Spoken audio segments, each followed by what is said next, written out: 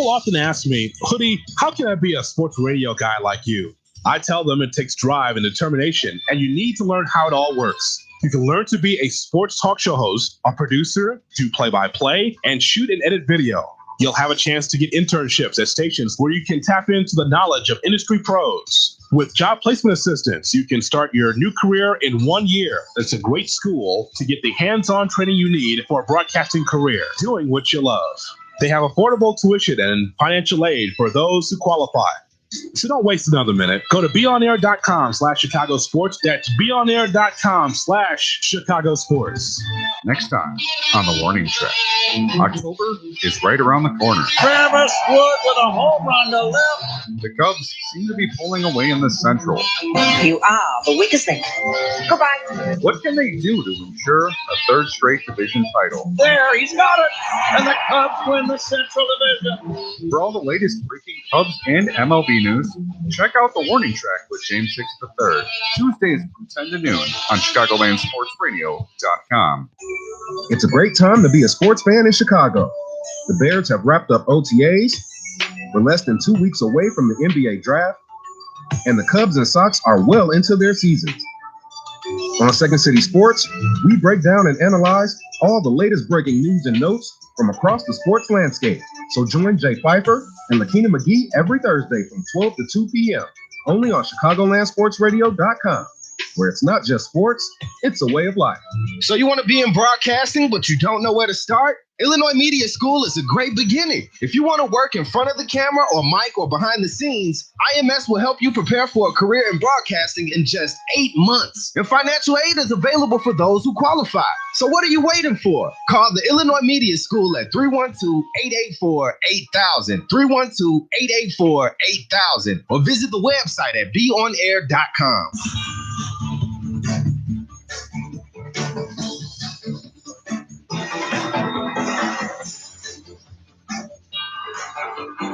Welcome to the Bagscape Hockey Radio Show. Today we are going to be talking all about this week's NHL news and updates. We are down a man today, but we gained a man. Hello, I am Nico Frontillo with my co-host here, Matt Meliska, and hello, newcomer, Metropolitan Correspondent. There we go. I like the sound of that. That's what we will call you from here on out. We got the MA here, our MP correspondent. MC. We got the MC here. There we go. There's letters. All right, well, welcome to the show. This is the Bagscape, where we talk all about hockey, and that's it. No fighting. No fighting here, because there's no fighting in hockey anymore. Just kidding. Get out of here. All right, well, this was a crazy week.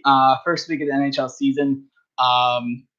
Man, I'm glad hockey's back. I've watched about 15 games of hockey, and I'm still one more. I'm excited. I think that this season may be the best season of NHL hockey ever. Really? Yeah, you want to know why? Yeah, let's hear it. Because the Leafs have Tavares. Because the Leafs have Tavares. Tavares coming off that heady the other night. The Leafs. Jeff Merrick was saying on Sportsnet 590 the score. He's saying that the Leafs may have the best power play since the 77 Canadiens, and they scored at a clip of 33% on the power play. My God. For reference sake, that's like for every 3 power plays they score like twice, pretty much. I'm excited about this. This, like I said, this season so far this season, there's been a lot of amazing games. Obviously, scoring's up because it's the beginning of the season, and what is defense? Yeah, be honest, right? Yeah. What is defense? A lot of surprising starts to see. Oh, how poor Coyotes, man! Coyotes start the season again. There we go, Biz. Way to go with the your wagon, the absolute way wagon. to go with your preseason pick. All right, well, we're gonna be talking about all divisions today, so we could start out with what do you want to start out with, boys? What do you want to go with? Atlantic? Want to go with Atlantic, or do you want to start Central? Central, Atlantic. Central. All right, let's go with the Central. You started off. Let's do it. Well, the Hawks 2-0-1, 5 points, currently in first place in the Central Division. I don't know how long that'll last because if anyone's paid attention to them, their defense and goaltending is horrible. 15 goals for, 14 goals against. They have the most goals for in the league and the most, tied with the Rangers for the most goals against. Right. This is literally a wagon. This team is literally no defense, just offense. It really is There's just no- a wagon off is the trail. Like things are out of control defensively. This is an 80s Hawks team going right now. I have to be honest with you. It's not going to last. Once that offense falls off, you're going to see this team fall off the wagon. That was going to be my next point because they're not going to. I don't think they're going to keep scoring at this clip, and their bottom six doesn't really, that's not doing anything for me. So Jonathan Taves, I mean, he's carried this team the first three games, five goals. Is that a flash in the pan? Is he going to regress back to the mean? Well, me and the other host, James, we have a bet going. He says that Taves and Kane, I think it's for like $50 or $100, that if Taves and Kane score, he thinks Taves and Kane are going to score more points than Matthews and Tavares this year. So for his sake, he's hoping that it keeps going. I know. I don't think that's that outlandish of a bet to me. I think Kane can get you 100 points. Yes. Yeah, of course. But Taves is going to get you I think 50. But I said for my surprise of the year, I said that I think Taves is going to have the year of his life. So he's starting off very good. So there's also that. But no, definitely back to the goaltending you're saying. Cam Ward. Uh-oh. Yeah. Uh-oh. If there was one word to describe Cam Ward, what is it? Uh-oh. Those are two words, but I'll accept that. People are bringing back comparisons to Cristobal Huey. Oh, boy. And that wonderful experiment that happened here. So, yeah, that's not good. Cristobal Huey is probably one of the worst goalies in franchise history. And yeah, he is. And Cam Ward has played. I can't believe they started him against the Leafs first off. Yeah, he went back-to-back nights. Well, he's 2-0-1. He has 89 shots against, 14 goals against, a 4.62 goals against average, and an 843 save percentage. Now, he would be good back in the 40s. This would be solid goaltending on the 40s. Sure.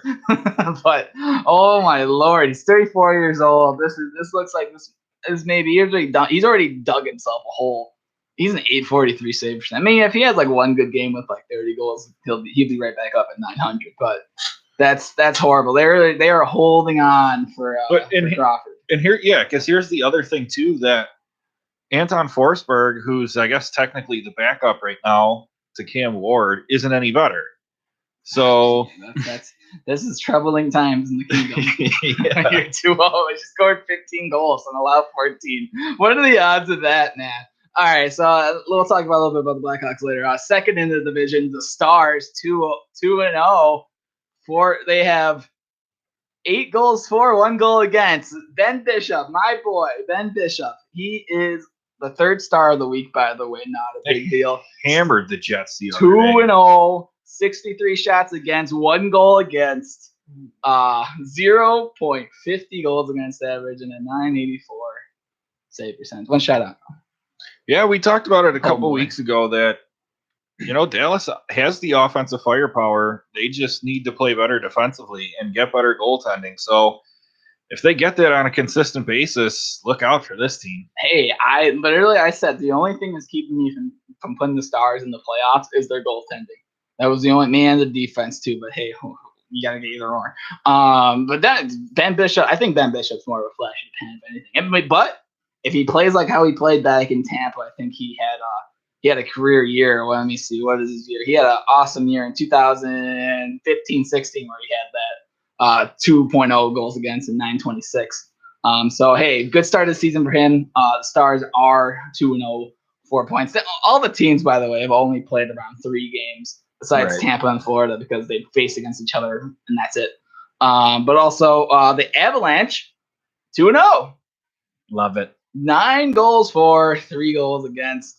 Varlamov is the man. McKinnon is the man. Is this team legit? Is this doing it? Yeah, I think so. Are they going to get the 3rd overall pick this year? Because Ottawa too. Oh, that's right. Going to get Jack Hughes in there, buddy. Oh my God, I hate you, Ottawa. Jack Hughes, McKinnon, Rantanen, Landeskog. You want to talk about wagons? Quite the core. That team is awesome. All right, the Predators 2-0, of course, 2-0. Kind of weird. Seven goals for, 5 goals against. I did say that I think Pecorine is on his last legs, so we'll see how that works out. The Jets 1-1, the Wild 0-1-1, and the Blues also 0-1-1. 5 goals for, 10 goals against. I was gonna mention this later in the show, but might as well mention it now that we're talking about the Blues. Is there a problem with goaltending for the St. Louis Blues? There always has been. Oh, I know. That's again. Here's the question: is there another problem? Yeah, and Jake Allen does this every year. It's just unfortunate that it's right off the bat now for the Blues. I know, brutal. But kind of hilarious in a way Very, for me. very But funny. Well, Jake Allen's he was pulled. He started 2 games. He's 0-1. who's their 1. backup in St. Louis? Chad Johnson. He's not a bad backup. Well, look how many shots he's faced so far. So Jake Allen has shot at 55 shots against, 10 goals allowed, 4.92 goals against, and an 8.18 save percentage. Well, wow, that's almost 7. So it couldn't get any worse than Cam Ward. No, he is definitely worse than Cam Ward. No, he is. No, you are definitely wrong there. He's definitely worse. No, I said if you thought. Oh, if you thought. I was gonna say no. He's definitely worse. On this show, we bash goaltenders here. But no, for real. I mean, Jake Allen needs to wake up. This team is too good to be. I mean, these are the points you need. They got one. It's only 2 games, yes, but they lost a game to the Chicago Blackhawks where they had to pull back in that series when they were down 4-2. Came back. They showed some pull or some heart in that game. But still, you're still allowing more goals than you're scoring. You're the bottom of the conference. Sometimes you stay there when you start off the season like that. All right, we're gonna move on. Let's go to the Metropolitan. We're all cool with that. Metro. All right, Metro MC. There you go. There's your name, MC. What do you got? Look at those Hurricanes. No surprise there, right? Everyone saw that coming. Yeah. The I did. first place Hurricanes. Of course. I'm ready for it. I'm ready bowling. Bowling after the games. So their last game against the Rangers was an absolute track meet, 7-5 finish. And to me, that's something I don't think I've seen a Hurricanes team do in all of watching hockey. Despite, of course, they won a cup. They weren't bad so many years ago, but No, it was a bad year. since since the 2010s, I haven't seen a Hurricanes team compete with another team like that. Be able to keep up, go point for point, goal for goal, up and down the ice. It was insane. And they're being led by noted superstar Jordan Stahl, which is just outrageous to me as a Pittsburgh Penguins fan. I like Jordan Stahl. He's not a 1C. He's definitely a second line or third line center, that's for sure. I do want to say, how about they win the game and they do this weird celebration? You guys see the weird celebration?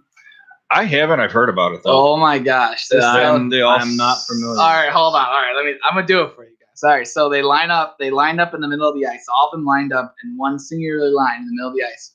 Justin Williams tells everyone, "Come on, get in the middle of the ice." Justin Williams raises his hand. They all raise their hand. They start clapping in the air.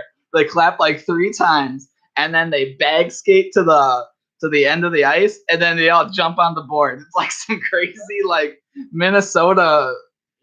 This was Vikings. choreographed? Yeah, it was crazy. They all did a team celebration, and it was nuts. I've never seen anything like it. It was absolutely crazy. So they have one home win. The other one came on the road. So he did this at home, I imagine. Yeah, right? yeah. This was after the road. Yeah. That's the first thing that comes up when you search Carolina Hurricanes now. Well, yeah, not like anybody searching on Hurricanes. That would be the first thing. I know, for real. That was all right. That was a crazy celebration. So he needs to keep this up. He needs to keep this up after every home winner. He's a fraud.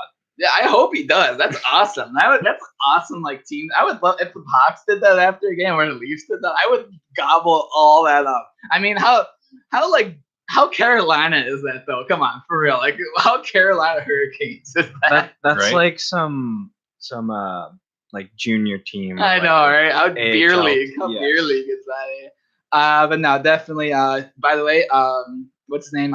Andrei Shevchnikov. Svechnikov. There you go. There's his name. That guy. He's the first player born in the 2000s to score a goal. That makes me sick. Oh yeah, we're here, baby. 21st century.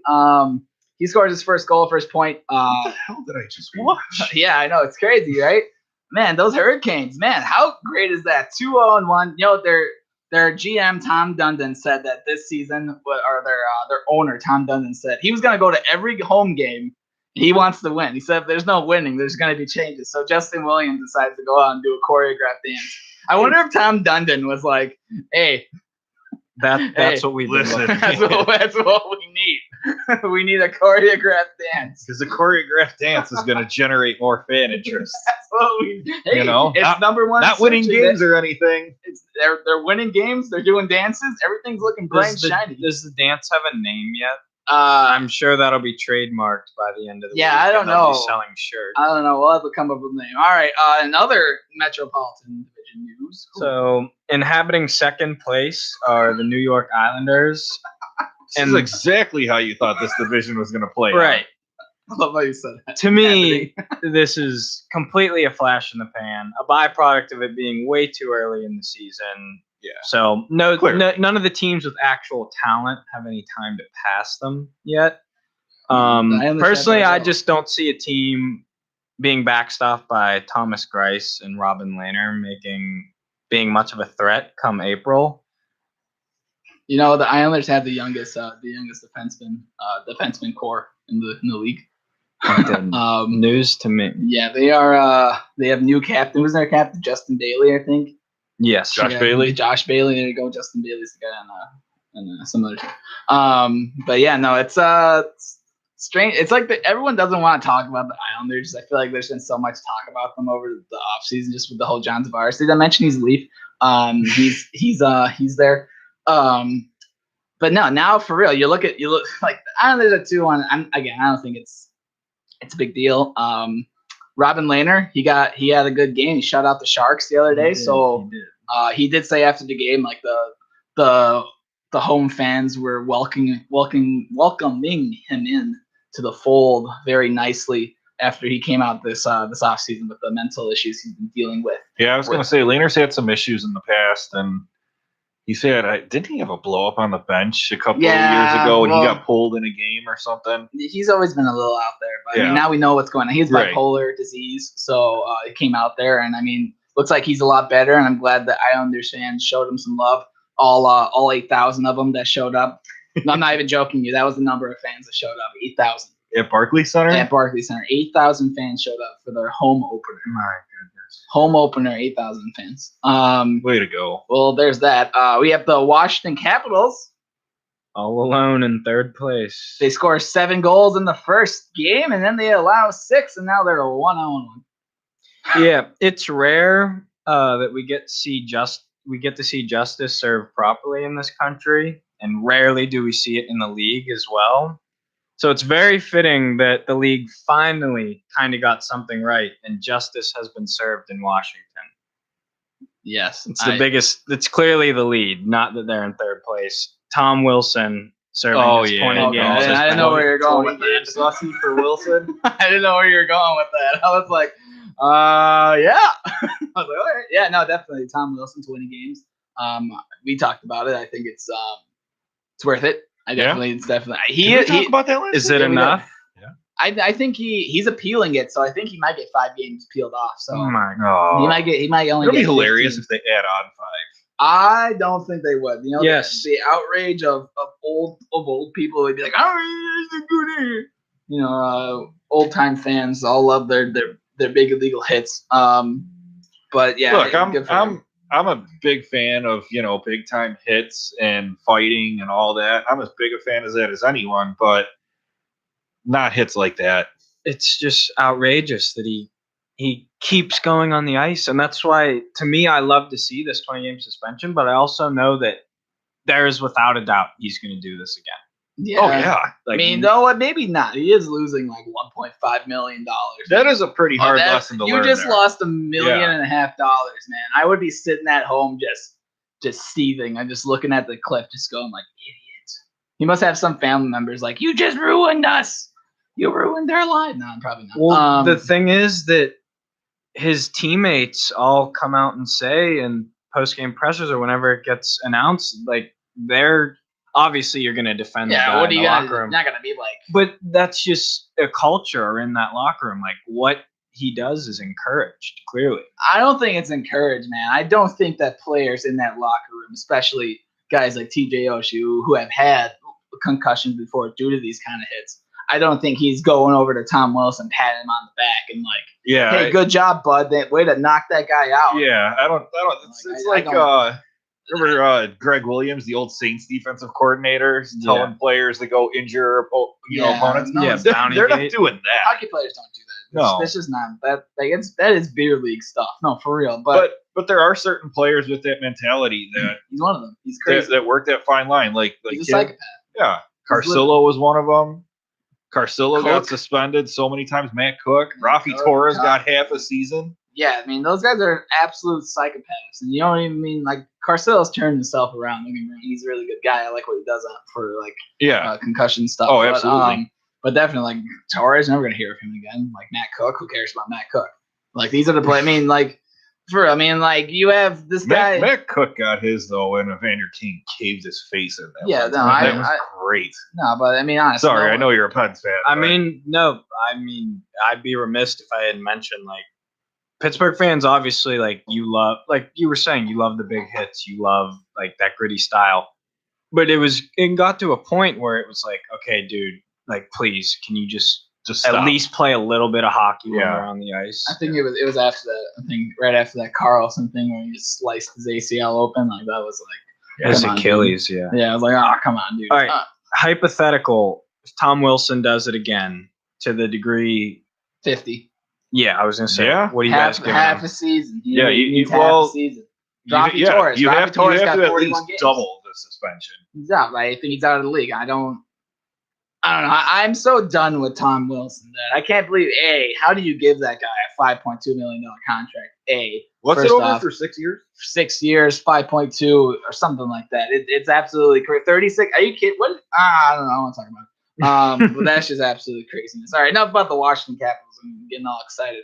The Devils played one game in Sweden, and they kicked the Oilers a face in, as I will quote you. He kicked the Oilers face in. The Oilers come out flat. I feel that how good for the Devils. The Devils win. They don't have a game for like a week, and they're just chilling out in Sweden. Yeah, Just destroyed the Oilers. that's pretty awesome. Like Heeshire is just chilling out in his hometown. Oh, it's Denmark. Maybe it's Denmark. I don't know. One of those towns. Boozing. Yeah, he's just chilling out. All right, we'll go to the gritty Flyers. Flyers, 1-1. That Not JV. surprising. And there, and there it is. All right, Blue Jackets 1-1. Penguins. You're a Penguins guy. What's wrong with the Penguins? All right. Major subjectivity trigger warning. All right, here we go. I do not care that the season is just not even 2 weeks old. They've played 2 games. No, I was absolutely infuriated, boiling mad watching the Penguins play the Montreal Canadiens. It was just the most lackluster effort I've seen from this team under Mike Sullivan, and I can't even remember. Maybe he's under his first game as head coach before they even knew him. I'm convinced Matt Murray has gotten either high or drunk before his 2 starts, and now he's out with a concussion. So, Oh, great. Yeah. God knows what's going to go on. And my one last thing I'd like to get in is please, Mike Sullivan, I know you're definitely listening to this right now. Switch the Mata Johnson D Yeah, I was pairing. just about to say. I cannot watch it anymore. It is by far the slowest 2 players in the NHL paired. They It's did. outrageous. Their line combos today. They're keeping Dumoulin and Letang, but they're switching Johnson and Mata. I think Johnson's going back with Schultz, and then Mata's going with whoever your other defensive Oleksy, right? Alexiak. They're Alexiak. talking about sitting someone and playing that Ricola kid who made the team out of camp, but I haven't looked and see if any of the lines are out yet. If you're switching out anybody, I mean, you don't want to just sit Jack Johnson just because you signed him. You look like idiots if you sat him. But you But probably should sit Jack Johnson. as of now, it's either him or Mata who are under the microscope immensely. I always liked Mata. I actually met him. He played for the London Knights, I believe. Yep. I actually met him when I was a kid. Good guy. But I do want to say that I do like Mata's always been a player that exceeds and then he just falls apart and then he's like, wow, this is an amazing contract, amazing player, and then just dies. The He thing had such is, high expectations coming up through the Penn system too, and everyone's like, "Oh, he's going to be the next big, great defenseman for the Penguins." And the thing is with Mata, from my point, like I've been watching him since the birth of his career, and it's either you notice him because he's just making the most dramatic, like terrible, god awful decisions, or he's like skating in quicksand, or he's making like the perfect pass, the perfect play, perfect timing. It's never you just don't notice him, which is good when you're a defenseman. Like if I don't notice your play, you're clearly doing something right. Absolutely. Yeah, it's good and bad. And I gotta say, like I think just in the playoffs when Letang was out, they relied a lot on him, and it's like God forbid he makes a pass. God forbid you get literally hit. Like every team has a Ron Hainsey now. God forbid you have Ron Hainsey on the ice making passes for you. All right, in the last place, Rangers 0-3. Oh yeah. I have to say something. So this is for Rangers. I'm gonna talk like I'm a WWE announcer. The Rangers are rebuilding. They're 0-3. The Rangers are rebuilding. Let me repeat. They're 0-3. This is what you want. You're welcome. All right, there you go. Rangers are 0-3 because they're rebuilding, and that's what you do when you rebuild. You suck. Right. Yep. You suck for a reason. All I had ready is just buyers beware. Like if you think you're making the playoffs, start eyeing up who you want to pick up off the Rangers because that is going to be a yard sale. Yeah, it should be. I mean, Zuccarello's gone probably. I'm eyeing that up. I like Zook. Give me that speed. I wouldn't mind Zook. Kreider could destroy a goalie for you in a second. That's all I can think of on the Rangers. I mean, that and the Mestikov deal is looking awful. That looks absolutely awful. All right. Well, we talked the Metropolitan. We talked the Central, right? We talked. Oh no, we got to go to Atlantic. We'll go to the Atlantic. I can't tell divisions. All right. Yeah, but before we go to the Atlantic, do you think Hank gets moved from the Rangers at some point? No, he came out and he said that I know he wants to stay there. Yeah. I don't think so. I think maybe he has like 4 more years left anyway. Deal. I think he wants to see us through. I mean, why would you want you? Then But here's the thing. So by the time the Rangers get good again, he's probably going to be replaced, right? He doesn't really care. I don't think he cares. He just wants to be on the team. I respect him for that. But you also think of it this way: the Rangers organization is hands down. I mean, it's always ranked one of the top NHL teams, like making money wise. It's always one of the top organizations in the whole league. Players want to go to New York. Mm-hmm. Why would you want to leave New York? Even if you are sucking, like Henrik Lundqvist is a celebrity. No, I get that. It's just curious to me that if he would want to stay versus going to a contender and trying to win a cup toward the end of his career. He had his time, man. He went to like 3 conference finals, went to a Stanley Cup final. Yeah, he didn't win though. Yeah, I don't know. I don't see him as a guy who's just gonna jump off the ship because your team sucks. Fair enough. He's gearing up for fashion. Yeah, he has a fashion line out there. Yeah, he has a business. He has his whole life is in New York. Mm-hmm. That's I don't think he would just be like, hey, let me go get traded just so I can go win he has his whole life in New York. No big thing there. All right, we'll go to Atlantic now. I'll go from the bottom to the top. We'll switch it up a little bit. The Panthers went against the Lightning, and the Panthers lost, and the Lightning won. So those guys have 1 games played. So I'll just get those out of the way. All right, I'm going to bring out the WWE announcer again. The Wings are 0-1-2. The Wings are rebuilding. Do not freak out that Justin Applicator hasn't scored 10 points. You're welcome, Wings fans. There you go. I am all over Wings Twitter. Wings Twitter is why are they freaking out that Applicator's not scoring? Yeah, it's not like that. They're freaking out that Larkin's not scoring. I mean, Athensio, I'm not sure if you guys saw that highlight. Athensio is literally on a breakaway and he dangles himself out and he just loses the puck and it goes sliding to the corner. And they zoom in on his face just to look up defeat. It was the funniest thing. I was literally watching it and I took a picture. I took a video of it. It has like 3,000 views on it, but it was literally the dumbest play I've seen. if he would have scored that goal or not lost it, like they would have won that game. Implicator's never hit more than 44 points in a season. Yeah, so I know. I don't get why people would be freaking out. Because Hank's gone and we need to freak about Wings fans need to freak out about something. They're spoiled. Anyway, they've scored 6 goals, allowed 10. They lost to the Ducks last night. Ducks look fantastic, by the way. But definitely it's a weird time. I love watching Detroit game just because I like watching Chris Osgood try to explain goaltending. Like Chris Osgood's literally sitting there trying to explain why John Bernier allows. Oh man, hold on. Let me rewind here. And I was watching the LA Red Wings game the other night. Yeah. So this was the best sequence of events I've ever seen Jonathan Bernier play. So the puck goes around the back of the net. Bernier goes to play the puck. He picks up the puck. He fakes out his own teammate, leaves the puck, drops the puck off. Teammate takes off. He thought that the teammate was going to grab it. He doesn't do it. So now he throws it up the boards to nobody.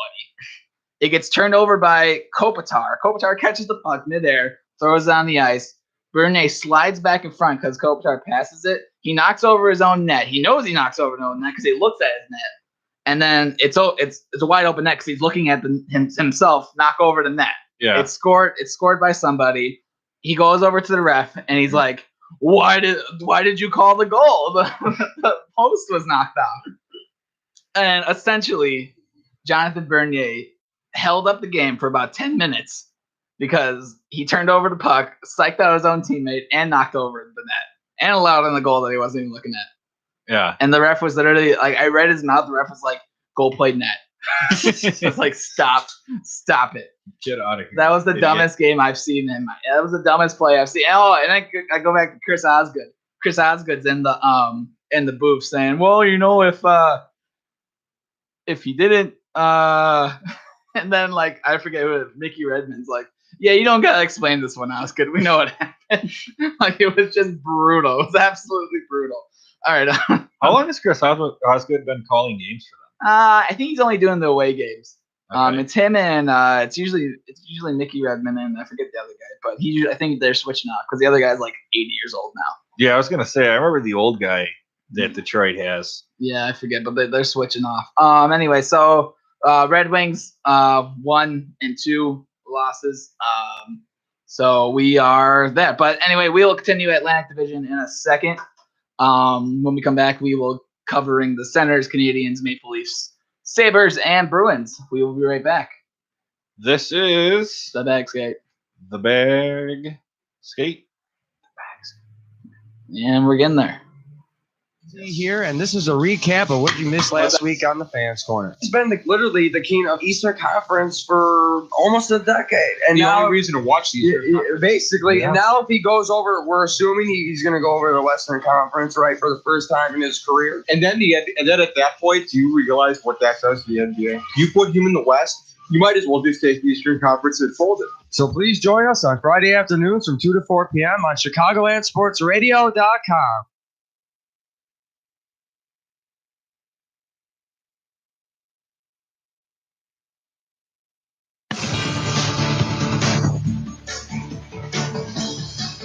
Time to kick off your career in radio and TV broadcasting at the Illinois Media School's downtown Chicago campus. Call us at 312-884-8000 or visit 530 South State Street to learn how you can make your dreams of being on television and radio a reality. Don't take my word for it. Check out what some industry professionals said about the Illinois Media School. Jonathan Hood, ESPN 1000. People often ask me, Hoodie, how can I be a sports radio guy like you? I tell them it takes drive and determination, and you need to learn how it all works. You can learn to be a sports talk show host, a producer, do play-by-play, and shoot and edit video. You'll have a chance to get internships at stations where you can tap into the knowledge of industry pros. With job placement assistance, you can start your new career in 1 year. It's a great school to get the hands-on training you need for a broadcasting career, doing what you love. They have affordable tuition and financial aid for those who qualify. So don't waste another minute. Go to beonair.com/Chicago Sports. That's beonair.com/Chicago Sports. Next time on the warning track. October is right around the corner. Travis Wood with a home run to left. The Cubs seem to be pulling away in the Central. You are the weakest link. Goodbye. What can they do to ensure a third straight division title? There, he's got it. And the Cubs win the Central Division. For all the latest breaking Cubs and MLB news, check out the warning track with James Six III, Tuesdays from 10 to noon on ChicagolandSportsRadio.com. It's a great time to be a sports fan in Chicago. The Bears have wrapped up OTAs. We're less than 2 weeks away from the NBA draft, and the Cubs and Sox are well into their seasons. On Second City Sports, we break down and analyze all the latest breaking news and notes from across the sports landscape. So join Jay Pfeiffer and Lakina McGee every Thursday from 12 to 2 p.m. only on ChicagolandSportsRadio.com, where it's not just sports, it's a way of life. Next time on the warning track. October is right around the corner. Travis Wood with a home run to left. The Cubs seem to be pulling away in the Central. You are the weakest link. Goodbye. What can they do to ensure a third straight division title? There, he's got it. And the Cubs win the Central Division. For all the latest breaking Cubs and MLB news, check out the warning track with James Six III, Tuesdays from 10 to noon on ChicagolandSportsRadio.com.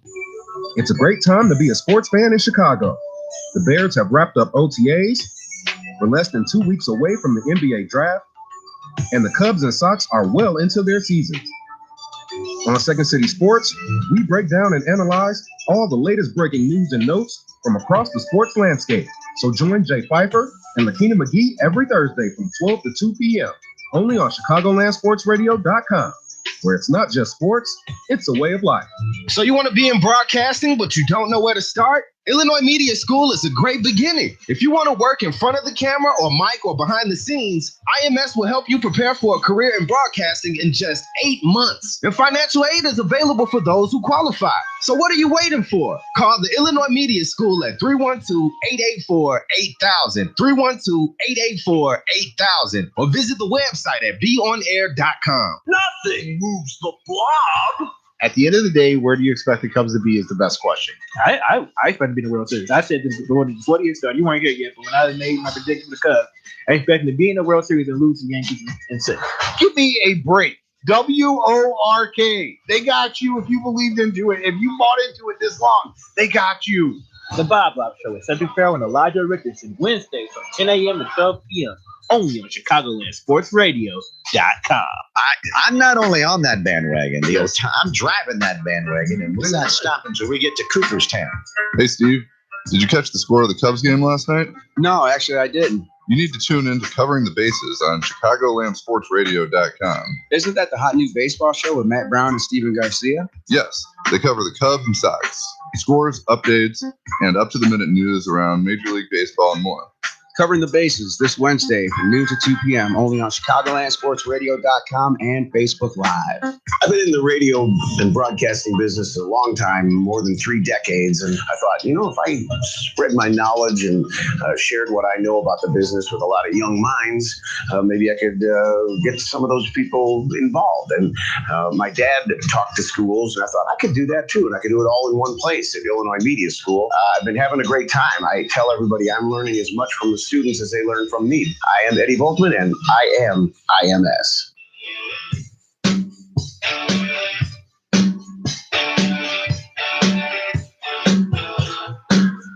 Welcome back into the Bag Skate. Nico's had to leave. He had some more important things to go take care of. We can't get into it. It's confidential. Yeah. All right. Fair enough. Fair enough. So we'll continue, I guess, where were we? The Atlantic Division? The Pacific. Okay. Hockey After Dark. Hockey After Dark. Yeah, I'm not going to lie. I've been having a hard time. I work nights. And when I do get a chance to watch some Pacific Division games, it's hard for me to stay up. Of course. But, everyone wants to, as they should, everyone should be watching, for the Sharks with their big off-season moves. So let's get into it here. Got it. The Ducks. Okay. I don't know if you would say, is that a surprising 3-0 start for them? No, maybe to be undefeated through 3 games, I guess, but I just feel like the Ducks, you've known what you're getting from the Ducks since 2005. They're going to be in it till the very end each time. They'll probably make it to the second or third round, and they'll lose in heartbreaking fashion. Yeah. That's what being an Anaheim Ducks fan is like. That's what watching the Ducks is like. You know that they have the skill and talent, but they're always missing something to put it all together to actually make a cup contention team. Yeah. They're doing this without Corey Perry, who's out for 5 months. Yeah, I guess, I don't know. I'm not surprised. Right. Moving on to the Kings. Kings 1-0-1 so far, and now Jonathan Quick is out with an injury. So Kings, they're another contender in this division. Team to watch. Absolutely. I cannot tell you, other than the Kovalchuk signing. I mean, I don't. What else they did? I don't know what that roster turnover is like. I mean, I know that obviously that you still have Kopitar. You added Kovalchuk to Foley. Honestly, it doesn't look like it's been much. To be honest, it's kind of the same roster they've had. Stale and boring. And real physical, beat you up hockey, but. That's how the once Kings in a while we're gonna score a goal or two. Yeah. Oh, that's just Kings hockey. That's how it's been for a while now. Anze Kopitar, 2 goals on the year. Not surprising. So let's see. So that in the Pacific, which stands out to me, is the Kings and the Ducks are the only 2. I mean, they occupy the first 2 positions, but they're the only 2 teams with the plus above a 0 goal differential. Yeah. So this division's the Sharks pretty bad with a -6, the worst. That's got to be by far the most shocking team in the Pacific so far. Yeah, the Sharks 1-2-0 on the year, but they'll get it together. They're too talented to play like that. It's a small sample size. Yeah. My bold prediction for the Sharks, everyone's super excited about the Carlson signing, and who wouldn't be? But I mean, if I was a San Jose Sharks fan, I would be falling head over heels for Evander Kane. I mean, he can fill the net. It looks like he's going to this season. Yep. And, he teeters on the edge of being pretty physical. I wouldn't say he's obviously not overly physical like Tom Wilson. But, I mean, I would just be gushing to have a guy like Evander Kane on my team. Yeah. They have to be excited. Kane was great. He was probably the biggest trade deadline pickup last year for any team. He played really well once the Sharks got him. And he's a guy he had some troubles in the league, I would say. He kind of wore out his welcome in Winnipeg and in Buffalo too. My God, could you imagine if Winnipeg still had Kane? Oh, that is nasty. But yeah, that didn't last there. So they sent him to Buffalo. Buffalo's been, a mess for a while. They are the quintessential dumpster fire when you think of franchises.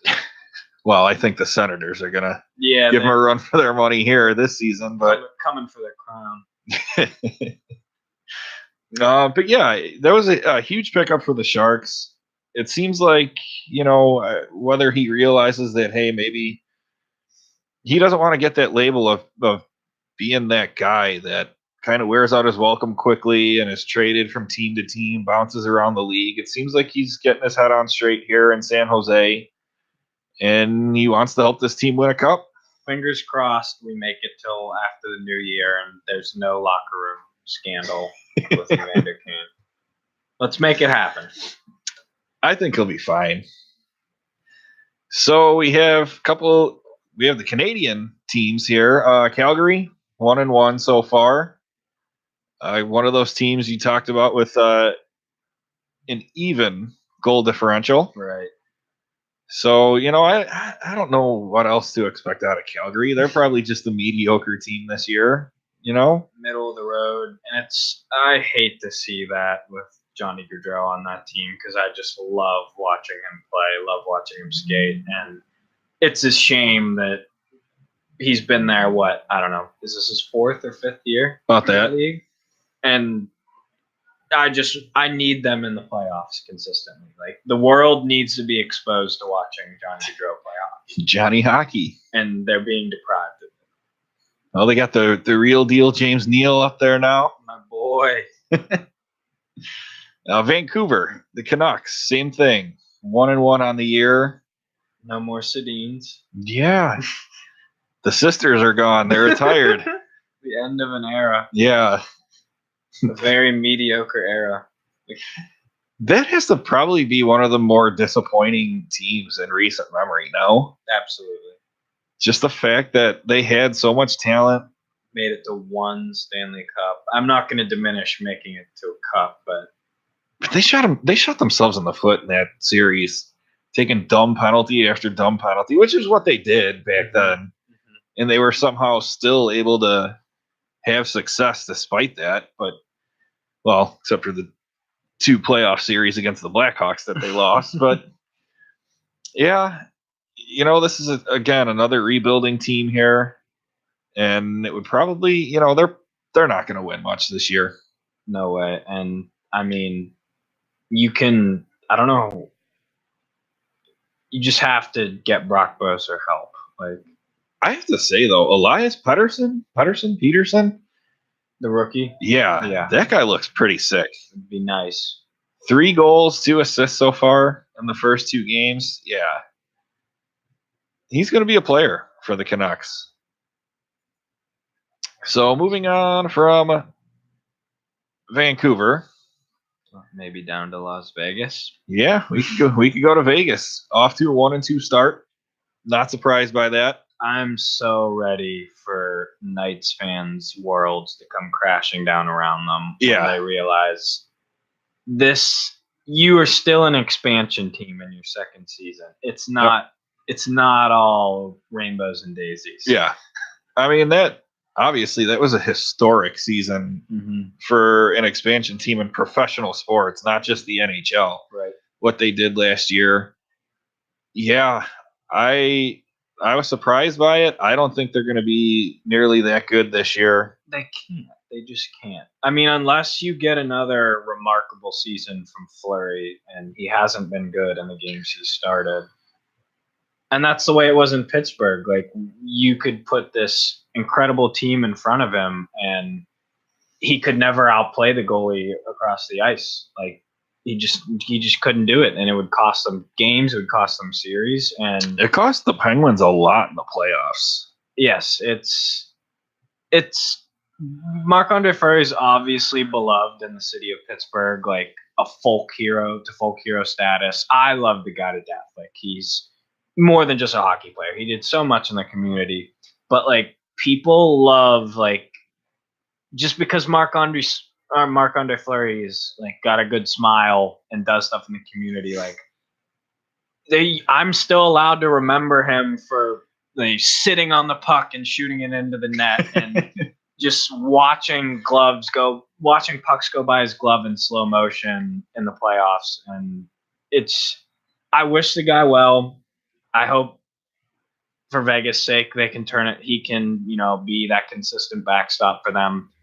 But I'm just prepared for them to come crashing down to earth. Yeah, me too. I mean, I'm not going to say it's going to be like a huge fall, but definitely nowhere near as successful as last year. Just like a middle of the road. Yeah. The way they should be when you're an expansion team. And they're going to, they have targets on their backs now. Everyone's going to be gunning for them. Yeah. So teams aren't going out to Vegas to look forward to go out the next night. They're actually coming out to play hockey. How much of Vegas' success do you think could be attributed to that last year? There needs to be the Elias Sports Bureau needs to do a study on alcohol consumption by opposing teams before or after. I mean, if they had it on their mind about where they were going after, I'm sure they weren't focusing. If they were hungover from the night before, that had to have led to some of Vegas's home success last year. I won't believe anything otherwise. Yeah, I agree. The Edmonton Oilers, another team that, well, they were a mess for quite a while. Then they made the playoffs 2 years ago, and it looks like they're back to being a mess now. It's the world is in order.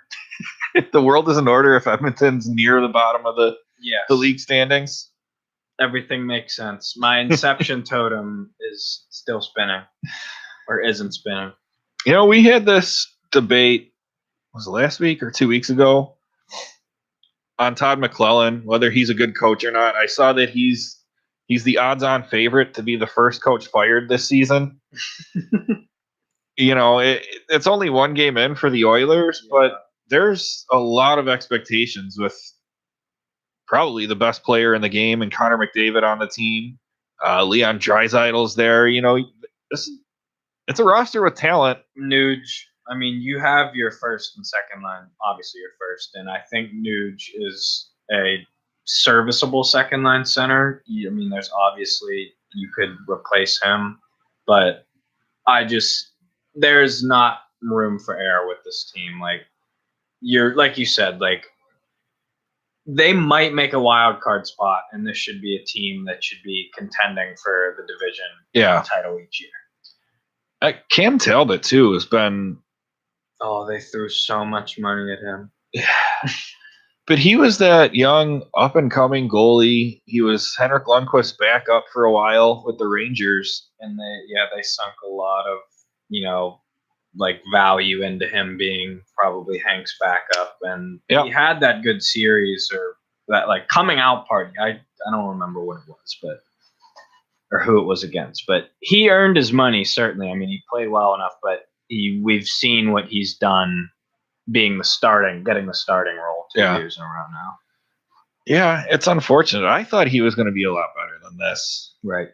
Because it was him and I think it was Martin Jones out in LA, and everyone was like, these are two guys that deserve their shot. And Martin Jones has been pretty good for the Sharks. I would argue that Martin Jones was the better goaltender in the Pittsburgh-San Jose series by far. I mean, he brought it every single night. The Sharks just couldn't match Pittsburgh's depth that year, and they found a way to fill the net each game. But yeah.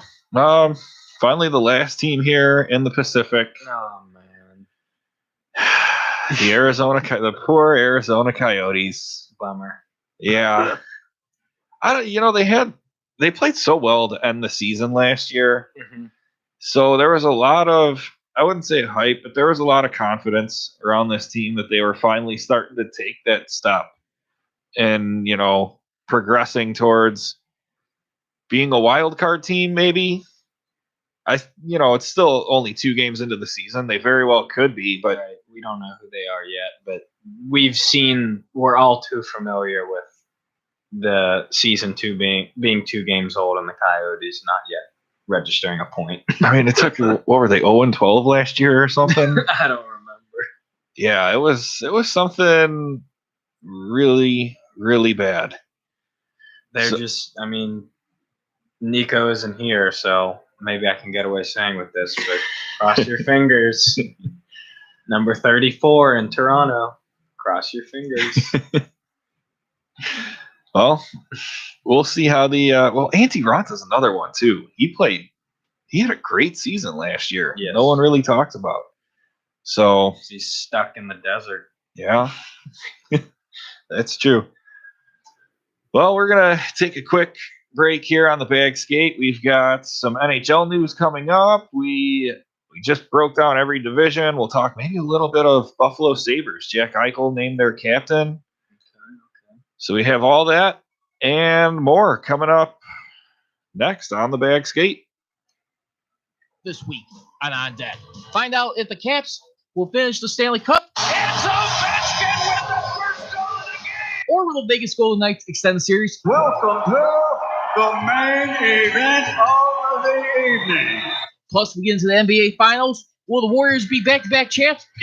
I'm making people happy. Also, we get into Cubs and Sox baseball. Make sure to tune in On Deck with me, Charles Frederici, Sid the Kid, and Corey Barber every Saturday from 2 to 4 p.m. only on ChicagolandSportsRadio.com. Nothing moves the blob. At the end of the day, where do you expect the Cubs to be is the best question. I expect to be in the World Series. I said this before the 20th start. You weren't here yet, but when I made my prediction for the Cubs, I expect them to be in the World Series and lose to the Yankees in 6. Give me a break. WORK. They got you if you believed into it. If you bought into it this long, they got you. The Bob Show with Cedric Farrell and Elijah Richardson, Wednesdays from 10 a.m. to 12 p.m. only on ChicagolandSportsRadio.com. How's it going? My name is Edgar Ibarra, and I'm very grateful for all the knowledge I received at the Illinois Media School. My 15-year career in radio has been a dream come true. I'm a radio DJ, I'm on the air, and I get to be a program director for 2 radio stations in Wisconsin. My dream became a reality with the Illinois Media School. Illinois Media School is a great school with great teachers and former students now working in the industry today on the radio stations you listen to and on the TV stations you watch every day. Illinois Media School, check it out. For more details, beonair.com. I couldn't have said it better myself. This is Jonathan Hood, instructor at the Illinois Media School, formerly Illinois Center for Broadcasting. So many reasons for you to consider Illinois Media School: financial aid for those who qualify, real-world hands-on experience, internships, and so much more. Don't just take my word for it. Set up a tour at one of the 2 Chicagoland locations. Go to beonair.com/Chicago Sports to learn more. That's beonair.com/Chicago Sports. Next time on the warning track, October is right around the corner. Travis Wood with a home run to left. The Cubs seem to be pulling away in the Central. You are the weakest link. Goodbye. What can they do to ensure a 3rd straight division title? There, he's got it. And the Cubs win the Central Division. For all the latest breaking Cubs and MLB news, check out the warning track with James 6 III, Tuesdays from 10 to noon on ChicagolandSportsRadio.com. John Lennon would like to report. October 6th, Conor McGregor returns to fight undefeated Phenom Khabib Nurmagomedov in Vegas. Will Conor reclaim the lightweight title with a savage knockout, or will Khabib take apart the former champion on the ground and break his will? For all updates on this, predictions for every UFC, Bellator, PFL, LFA, and Invicta FC, plus the most coverage of regional MMA than anywhere else. This is live Tuesday at 12 p.m. only on ChicagolandSportsRadio.com. The King is back. Next time on the warning track, October is right around the corner. Travis Wood with a home run to left. The Cubs seem to be pulling away in the Central. You are the weakest link. Goodbye. What can they do to ensure a 3rd straight division title? There, he's got it.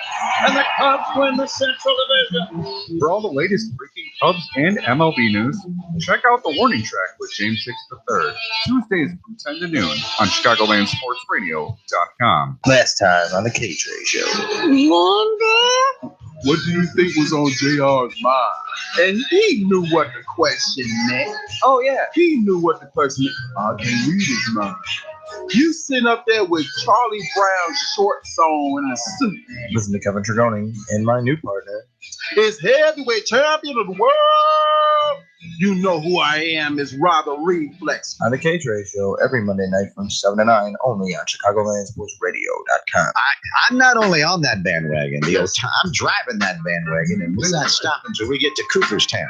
Hey, Steve, did you catch the score of the Cubs game last night? No, actually, I didn't. You need to tune in to Covering the Bases on ChicagolandSportsRadio.com. Isn't that the hot new baseball show with Matt Brown and Steven Garcia? Yes, they cover the Cubs and Sox, scores, updates, and up-to-the-minute news around Major League Baseball and more. Covering the Bases this Wednesday from noon to 2 p.m. only on ChicagolandSportsRadio.com and Facebook Live. Last time on the K-Tray Show. What do you think was on JR's mind? And he knew what the question meant. Oh, yeah. He knew what the question meant. I can read his mind. You sitting up there with Charlie Brown's shorts on and a suit. Listen to Kevin Trigoni and my new partner. Is heavyweight champion of the world. You know who I am is Robert Reflex. On the K-Tray Show every Monday night from 7 to 9 only on ChicagolandSportsRadio.com. I'm not only on that bandwagon, I'm driving that bandwagon, and we're not stopping until we get to Cooperstown. Hey, Steve, did you catch the score of the Cubs game last night? No, actually, I didn't. You need to tune in to Covering the Bases on ChicagolandSportsRadio.com. Isn't that the hot new baseball show with Matt Brown and Steven Garcia? Yes, they cover the Cubs and Sox, scores, updates, and up-to-the-minute news around Major League Baseball and more. Covering the bases this Wednesday from noon to 2 p.m. only on ChicagolandSportsRadio.com and Facebook Live. You're listening to ChicagolandSportsRadio.com. It's not just sports, it's a way of life.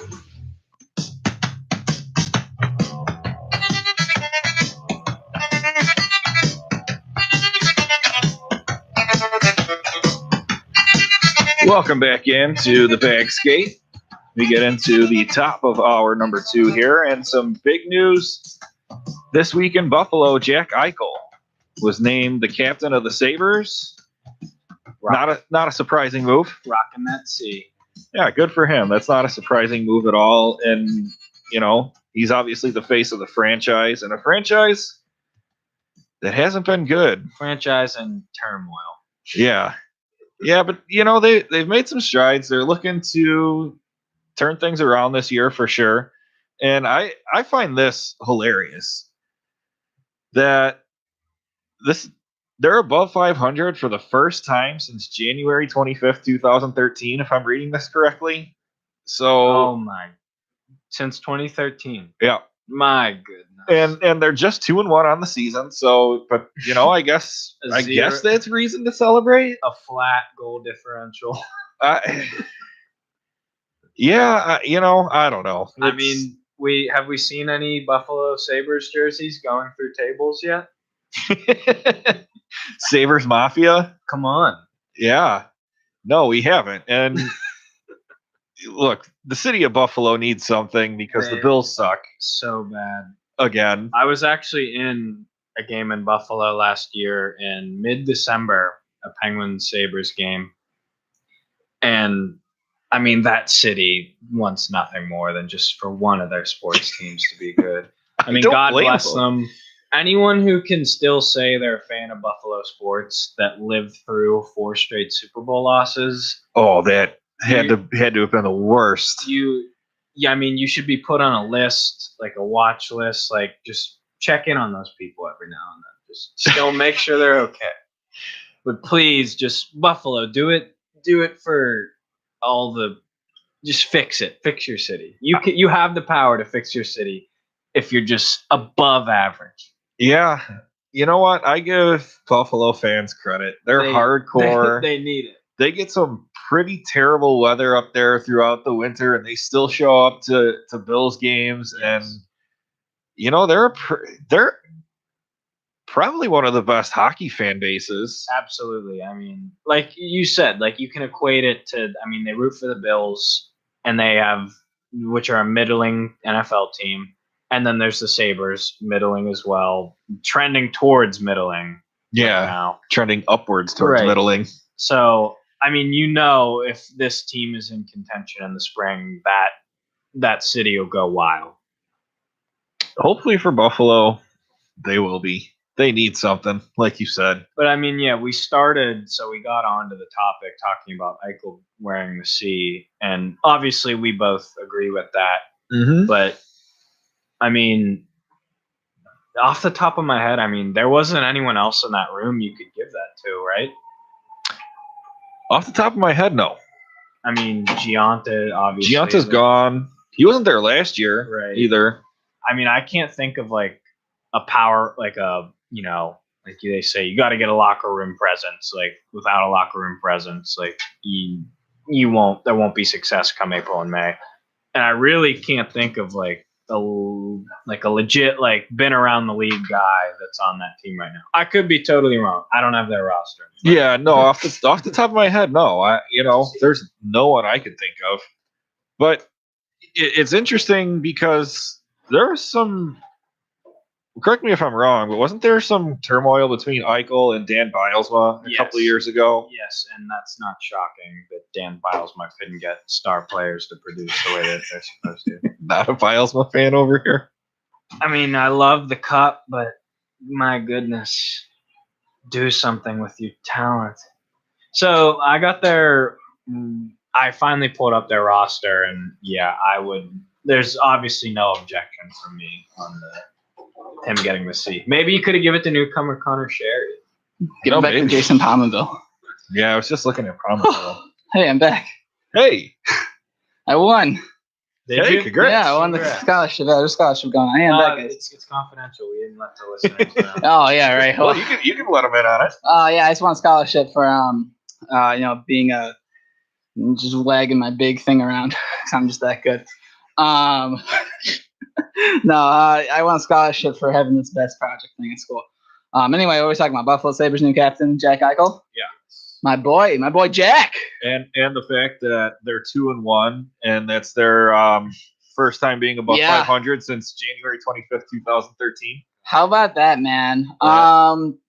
They look good. I watched a little bit of the game yesterday. They look good. I really do like them, though. I think Jack's a great. I think he brings the leadership that they needed. New school, new him. I hope that Nylander works out for them too. But they're pretty fun to watch. I don't know. You guys probably already talked about them a little bit, but We mostly talked about how the city of Buffalo needs some shining light or a glimmer of hope. Oh yeah, rip the Bills. Bills Mafia though. That's a legit thing. There's gonna be Sabres jerseys going through. So yeah, Sabres tables. Mafia better become a thing if they get good. I hope so. All right, where are we at? We're still doing the standings thing? Oh no, we're done with standings. We just got through the Sabres, so we're about to go on to the injury report. Injury report. Okay, cool. Let's do it. I'm ready to go. So should we start off with Matt Murray? I take that as a yes. Yes. I mean, this is very typical. This is his third concussion since he came into the league in 15. So the past two diagnosed concussions, he missed a combined 9 games. Since it's so early in the season, I would expect that he would definitely miss more than if you cut that in half. It's 4.5 each. So I would expect Murray to be at least out. He doesn't need to rush back for anything. So I'd say look for 2 weeks to a month. I'm obviously not a concussion expert. It makes sense though. You need to take that stuff a lot more seriously now. Right. And the last concussion he had was right before the playoffs when Mata hit him in the head in practice with a shot. So I really don't think that there was, they weren't tiptoeing around it. They were like, so Matt, playoffs are coming up. How's your head? Yeah, I was gonna say the two instances in which he had a concussion were under, obviously you need him for the playoffs, so they want him there. This time's the beginning of the season, so I don't think the longer he stays out, the more worry there is and I think either way, if he's back in a week from now, the worry is that he come back too soon. Yep. Again, that's why concussions are so dangerous, as stated, with everything else with those kind of head injuries. It's a big blow for the Penguins, but although he already had this concussion prior, maybe that's a thing. Maybe in the offseason he got hit in the head. You never know with these things. They say it happens in a game, but at the same time, it's like, I don't know. So I was watching Saturday night against the Canadians, and there's an instance, I forget who the player was that hit him, but he came in, trying to jam a puck in that was loose in the crease. And he comes through the crease, knee goes right into the side of Murray's head. And I was actually shocked that he stayed in the game, judging by the hit. But I mean, yeah, like you said, it sucks. It's a big blow for us, number 1G. But I expect the Penguins to tread water still. Who's the backup? Tristan Jarry. Well, Tristan Jarry was sent down, but I imagine they'll call him up now that he'll be able to get starter minutes. So it's going to be either him or Casey DeSmith. No doubt. All right. Well, there's that for the Penguins. How about Joe Thornton again? Joe Thornton. Yeah. Busting up his knee. I always look at these whenever infection in his knee. Well, it's in the knee that he had surgically repaired. So I always look at these injuries like how a lot of stars in the NHL, when they reach towards the end of their career, you always see them play maybe 49 games, 36 games. This is the kind of thing that you see towards the end of careers that are long, especially when you have both of his knees a bit blown out. Yeah. And I mean, not to mention, I was watching, again, I don't know how I have all this time to watch hockey, but I was watching some of the San Jose games the last couple of days. Enjoy it while you can. I know, right? I was watching all his hockey, and he was on the first line originally, and then he moved down to the second, and then to the third, and then for the last couple of games, he's been on the third line. This is kind of how it goes. Yeah. When you're at this point in your career, you're not gonna be the same kind of player you were when you were 10 years ago. And I mean, it's unfortunate to say because I love Jumbo Joe.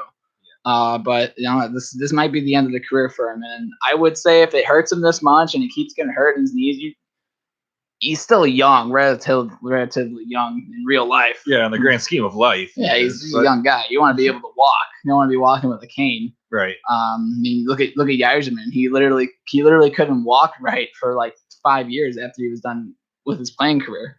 So, and that was because he played on such busted up knees towards the end of his hockey career. But enough about that. Jonathan Marchessault and Paul Stastny both got injured in their game yesterday night. Those Golden Knights are treading water, and they got 2 huge blows to their team with their top winger Marchessault and Paul Stastny being their second first line center. That's pretty big things there. Truba's out. Landeskog, he's out for they're all going to be coming back tonight or tomorrow, so not a big deal there. Trevor Daley though, he got injured the other night, and man, that Detroit defense, like you can't even name one NHL caliber defenseman on there. You just named the only one. Yeah, that's what I mean. And he's injured. Remember when Danny DeKaiser was supposed to be a thing? Well, I should take that back. He's the only guy that's there. That's like Chalowski, Jensen. I don't know these guys. They literally say Jensen's a rookie and he's like 26 years old. Sounds like some creative player. Well, I mean, technically, he'd still be a rookie. I know he is a rookie. I mean, he's literally like that. He's like that 26-year-old playing with like those teenagers in that basketball thing a couple months ago, where the guy was like 25 years old playing against. He like posed as like a teenager. He's literally like that, walking around like, hey, what's up, young kids, fellow. How do you do? There you go. How do you do, fellow students? But no, that's kind of a big loss. Zach Werenski, he got injured again in the season. He's injured again. Same knee or same lower body injury. Not saying what it is. I think it may be his knee again. That specific hockey report. Yeah, right. Oh, it's a lower body injury. Anything under your waist. That's it. He's injured everywhere. Hey, the Hawks stopped doing that this year? All teams should just give us a report, man. Does he have a busted toe or something? Like, I mean, that's clearly written into the nomenclature of the league that lets them get away with that. Like how the NFL had to change. Like you can no longer. I think it was like you can't list people as questionable anymore. It's either like I don't know. I can't. Yeah, it's a weird thing. I mean, I forget who it was. Maybe it was Randy Carlisle or Bruce Boudreau was like, yeah, I'm just gonna go and tell you who's injured, who's not. If you don't, I don't really care. No player in the league's gonna be like, oh, he has a busted left finger. Let's slash it. No one's doing that, man. Get real. No one's doing that. That's what some might. No, I don't know. Yeah, if we're Tom Wilson, Wilson. We're still Tom playing. Wilson. He's still around, so he'd probably do it. What a goon. But yeah, JVR out 5 to 6 weeks. That sucks. I love JVR. I love myself some JVR. Formerly. Got to get more assists though. Hey, yeah, right. I know, right? 18 assists, but no, it's funny. So they bring. Originally, the plan was to bring in JVR to Philly because of the injury issues with Wayne Simmons, who always seems to be getting injured here and there. And the idea was to have a solid backup option for Wayne Simmons. And wouldn't you know it, JVR gets injured first before Wayne does. So it's kind of it sucks. That was a good strategy because of the way Simmons plays the game. Yeah, I absolutely love Wayne Simmons. He's one of my favorite players. Yeah, but good thing you don't watch JVR. You'd hate him. He's such a dainty player. It's literally the one player I think like he's like 6'4" and he just doesn't hit anything. He like avoids all contact with players. Well, we had Eric Daze and Brian Bickle here. So there's that too. So I guess you got that going. Jonathan Quick out till the middle of October, so essentially a week from now. He's out. That's kind of a big blow. But hey, Campbell's there. Yeah, Campbell's ready. I heard locked and loaded. Yeah, Campbell, and I heard they called up Ned Flanders Budai. Yeah, right. Oh boy. All right. Well, there you go. You got that. Who else is injured here? Luongo injured again. I'll say the same thing I said with Joe Thornton. They both have been injured the last couple seasons. I saw that injury to Luongo though, and that looked teammate again. Yeah, it's his teammate again. but Teammate still, falls on him. that was not pleasant. It's brutal, man. It's absolutely brutal. Dave Boland sidelined with a back injury. Still in the Where are you getting this? it just popped up right now. It says Dave Oh Boland. my God! Yes, he is on here. Yeah, right. The newest update as of 10/4/2018. He's not expected to play during the 2018-2019 season. So I was going to say, I just saw on Twitter last night that he was in town for the Leafs game, the Hawks-Leafs game. Hey, good for him. So the Leafs are still paying I mean, I guess if he's still under contract and you have to put him on long-term injured reserve, he's going to be listed on here, right? Yeah, I guess so. I mean, there is that. All right, so I guess that's pretty much all the injuries that we have going on. I guess we'll talk about 3 stars of the week. Wait, hang on. One more. All right, Hang on. one more. What do we got? Let me get this straight here. So All right. Dave Boland is being paid by the Coyotes. And Toronto Blues. So that means the Coyotes are paying part of Boland's contract, Hossa, Pronger, and Pronger's out the books. And who else am I? Oh, why? I talked to Did Pronger. you ask him the other I asked day? Pronger the other day. No, I met Chris Pronger the other day. Saw that. Yeah, so I asked Pronger. I was like, "Hey, buddy, what's the contract situation?" He was like, "Oh yeah, no, Mr. Insider Nico, so it's looking over out of the NHL now, but yeah." And that's what happened. And Pavel Datsyuk still. Yeah, no, he's out too. He's done too. Oh, he's done too. Yeah, they only have a couple of fourth line boonsies on there right now. All right. Well, besides that, anything else with the injury report? Stay safe out there, guys. Stay classy. Stay classy in New York or wherever. All right. So 3 stars of the week. Just let it rip. Austin Matthews, 8 points, 3 games. Not a big deal. This guy, best play. He's better than McDavid. Laying it out there right now. Laying it on the table. It's on the table. No. Matthews is better than McDavid. You heard it here. I've always thought of Matthews as being like a baby Malkin. Like I think they play this. I think their like play style. If you just threw on like a blank jersey, you would barely be able to tell the two apart. But yeah, I tend to what? I disagree with that statement. Matthews doesn't play like a little baby. Matthews is a man. Matthews is a man, unlike Malkin, who like hits people and then runs away. And then Matthews gets into it. Matthews drops the gloves. He ain't afraid. I've seen Gino drop the gloves before too. Yeah, but that's when someone like touches his little necklace and he gets all he's like, touch my necklace, and fights people. And that's the only time I've seen him fight anybody. Come on.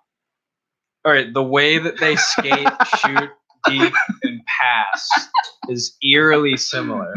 Yeah, I could see that. But no, I tend to agree. I wouldn't go as far as to say he's better than McDavid, but I'd be shocked if Matthews isn't top better points per game. Better points per game. Well, Matthews also gets to play with people that are actually well versed in the sport. Okay, yeah, but you're saying that Yamamoto and Draisaitl aren't good? I mean, how often is McDavid? Matthews plays with Hyman. Okay. I'm just saying, and he's been playing with Ennis this year, and he has 8 points. Really, I think that Draisaitl is better than Hyman and Ennis combined. He has 8 points in 3 games. I'm just saying. Look at the stats. Look at everything. I'm not comparing. I think he's better than McDavid. I don't know. I think he has a more complete game than McDavid does. He's better offensively than McDavid. And I don't know. He's a good player. Yeah, we will go on break. We will be back in a second.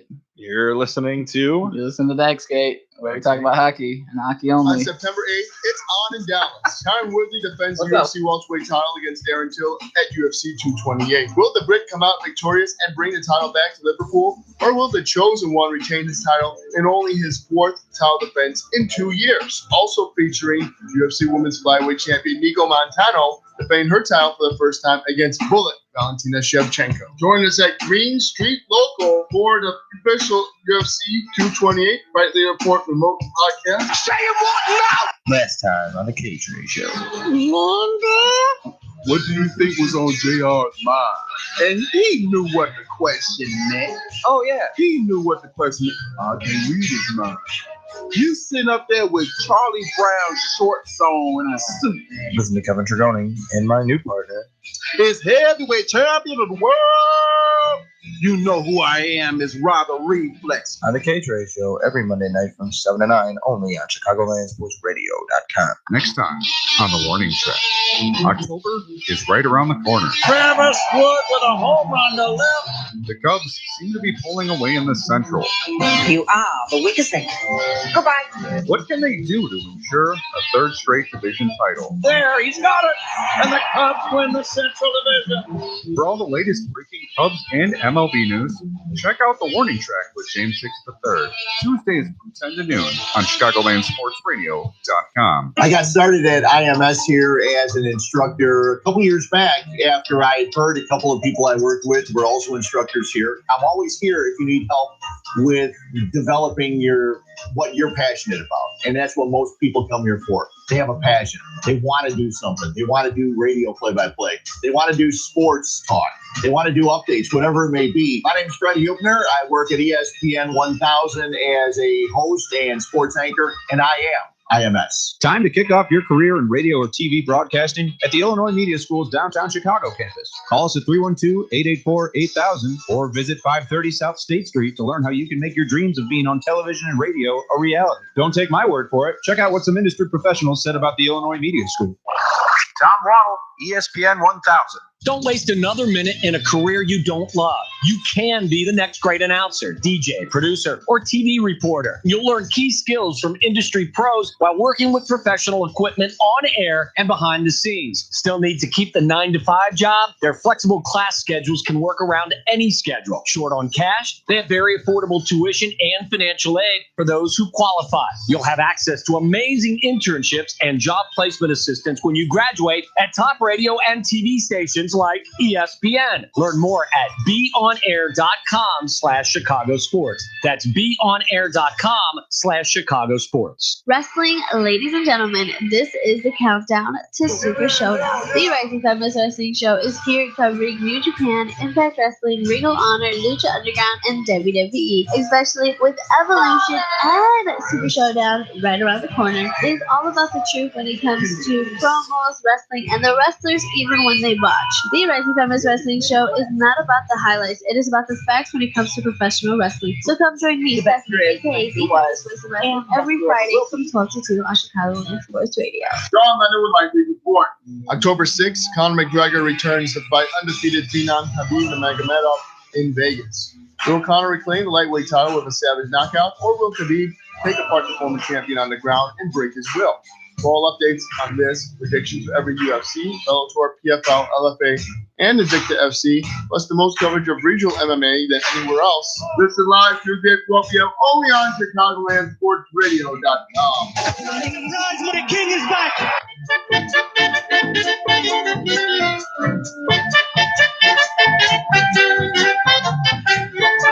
Welcome back into the bag skate, everyone. Okay. Here we go. I swear to God, I'm not going to let this play for the rest of the show. Yeah, holy moly. Not again. You weren't here for that show. We literally listened to this for 40 minutes straight. Oh, you will be after 40 minutes. Well, we started doing a segment, so I thought the idea was to play the music under the entire segment. Because the first couple times we did it, the segment was only like 10 or 15 minutes. Yeah, dude. After, I was like, oh, stop it. All right, well, we were talking about the first stars of the week. Of course, I was gushing about Austin Matthews because he's part of the Toronto Maple Leafs, and that's all that matters in the league, right? Toronto. It's all about Toronto. All right. Thank you. Okay. That's false. All right. We'll talk about the second star of the week. I guess it's your boy. It's your boy Oven. Jonathan Taves is here. Don't you know about it? 5 points. Well, he led the league. 6 points. 5 goals, 1 assist. 6 points. Leading the Blackhawks. Yeah, he's been impressive, and I tell you what, he looks stronger this year for whatever reason than he has the past couple. I saw him go against Mark Borowiecki in that first game, the tough physical defenseman for the Senators, and he just completely got rid of him, just threw him off the puck, took the puck back. Borowiecki, man. That's something you didn't see out of Taves the last couple of years. In fact, Taves looked like he was the one getting pushed around at times the last couple of years. So I don't know what he did. I know prior to last season, he changed his diet. He started eating meat again. And but whatever, it didn't seem to work. So I don't know what he's been working with Adam Oates. Everyone works with Adam Oates. Come on, Adam Oates is like the lead push girl. Everyone works with him. No, but for real. So I think last year, that Jonathan Taves is a proud dude. The dude has won 3 Stanley Cups. Conn Smythe winner. Considered one of the best captains in the NHL. And last season, everybody was calling him out for his speed. They said he looked slow. As you said, he didn't look very energetic out there. And he had one of the worst seasons of his whole career. Wasn't even in the top 5 for Selke voting. He was like 19th. Yeah. I think that really embarrassed him, to be honest. I feel that because he's such a high-profile guy, because he's such a player who's proud. He's a proud guy. He's proud of his team. He didn't want everybody on that team had a horrible year. And I think that coming into this season, he was playing for something. He's playing to prove everybody wrong. Yeah, I think the fact that he is the captain. He is prideful. He realized he had a horrible season last year. That combined with the fact that was the first losing season he's ever had in the NHL, that had to have motivated them. So yeah, I give it to him. He's definitely having a fantastic start. And it's not only that he's playing, getting points. I think it's just you're seeing his two-way game being way on top of what he's literally. Obviously, the Brinkat is the top guy there, providing, making plays, shooting pucks, making these things, opening up the ice for a player like Taves to get these pucks in the net.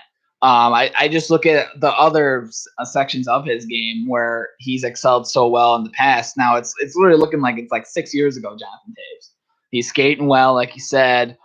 His two-way game's on board. I even look at his positional play too. I mean, obviously he can be great defensively, but I think his offensive positioning is a lot better than last season. Versus last season where they were playing him, he was chilling out in the slot a lot, and he would move over to the left board trying to make a play, and he's really weak on the boards in my opinion. This year he's going to the net.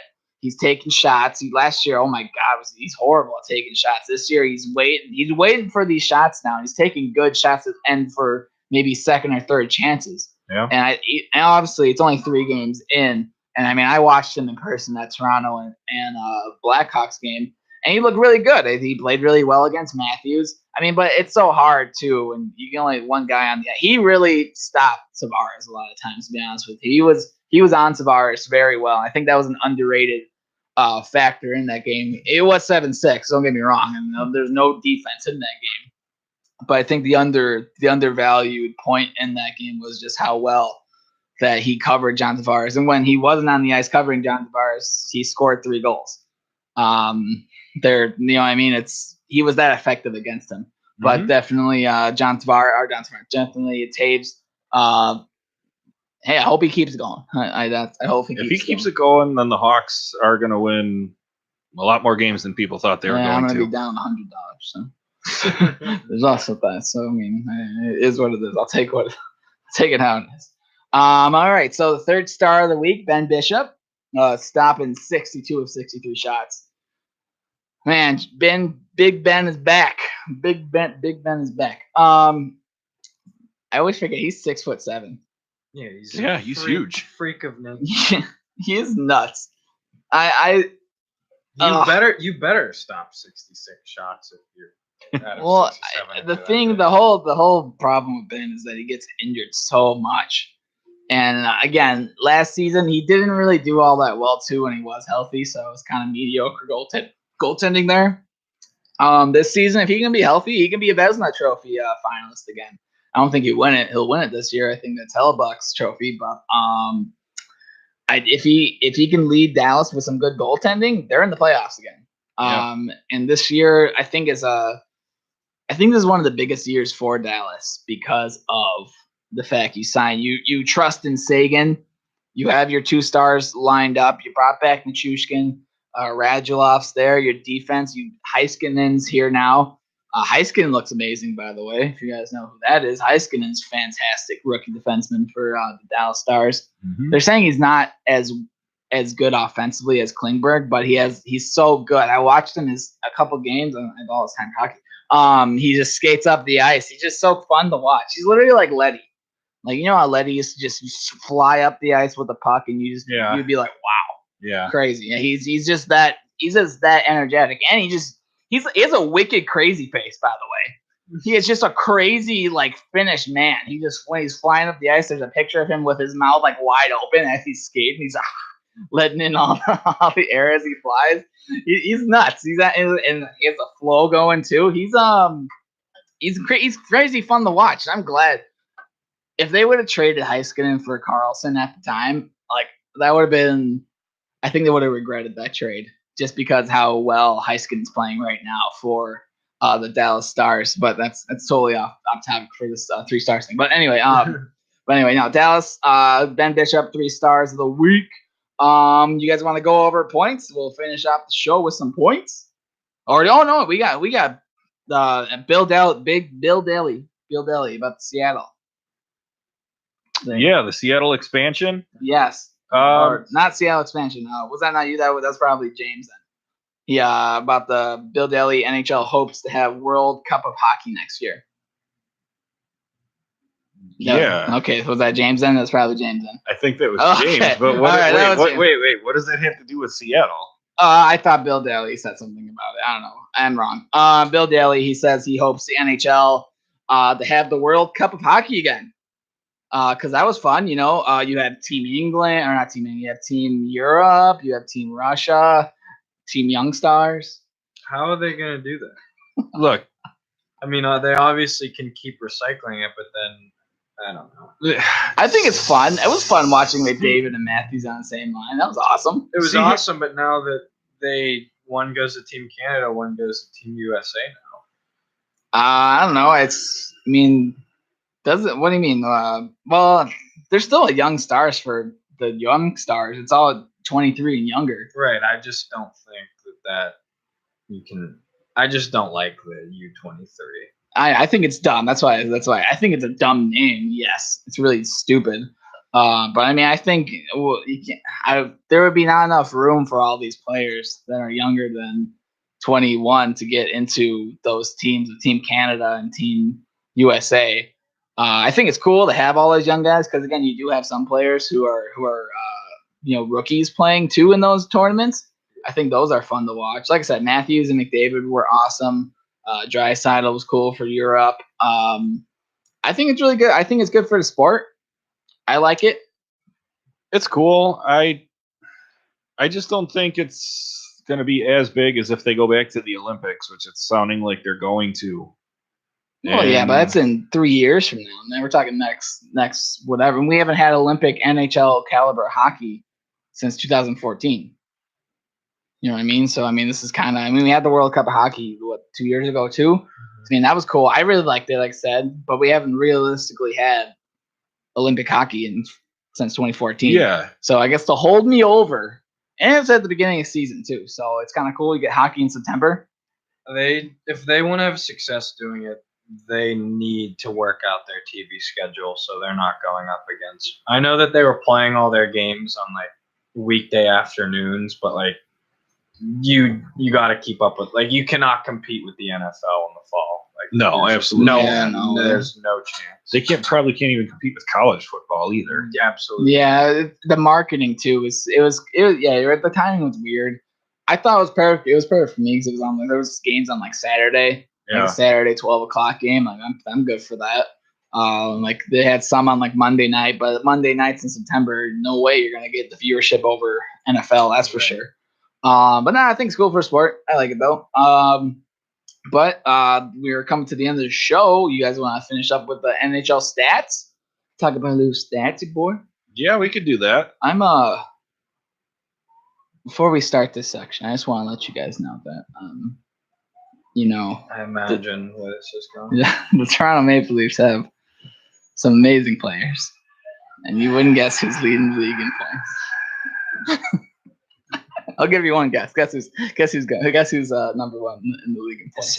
Is it Nassam Cat? Oh, it's Austin Matthews. Oh, God. No, guys.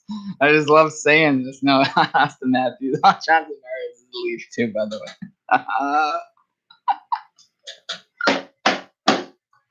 This has been talking stats. Yeah. All right, we can go to points, I guess. Now, I guess we can actually talk points now. I guess. Well, like I said, Austin Matthews, he leads the league in points. If I didn't mention that already, I'm not usually like this. I just like saying that he leads the league in points. But second place is everyone's favorite cat, Brad Marchand. Hell yeah, Brad Marchand. I'm very pro Brad Marchand. 0 goals, 7 assists, 7 points. Good for him. Any way you can get him. That line is he still licking people? Probably. I hope he's out there just. I swear to God, like he sticks out that tongue in one solid uppercut, and that tongue is being sliced off. It's gone. No, I mean that line of Bergeron, Marchand, and Pasta. That's probably the best line in hockey. Right next to Matthews' line. With anybody, put anybody on his line. Doesn't matter. Enough. All right. No, for real though. But as for that line of Bergeron and Pasternak, with Bergeron being the 4th overall, and then Pasternak's number 7.